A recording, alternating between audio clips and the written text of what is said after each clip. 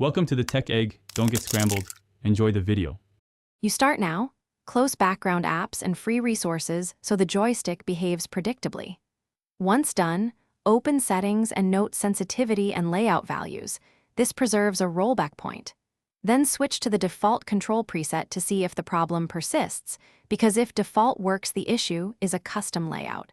Make sure to test in a low-stakes match immediately after changing settings, and watch how the thumb interacts with the moving joystick to confirm input drift. Next, diagnose. Lower sensitivity by 10 to 20% to reduce overshoot, and test in short sessions. Once done, tweak dead zone and tilt compensation in small 0.05 increments so you can see the exact effect on drift. This narrows down the cause between software and physical touch.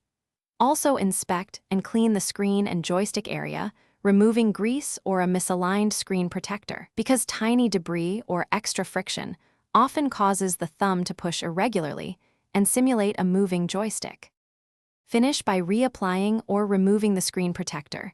Align it carefully and press out bubbles so touch is uniform. If the moving joystick remains, reinstall the app or test your account on another device to separate account settings from device hardware. Make sure to back up your control values first. If problems persist, try a physical controller or Bluetooth input. If that input works fine, the issue is your touchscreen hardware, and you should consider repair or replacement. This is the key. Thanks for watching. Consider subscribing if I helped unscramble your problems.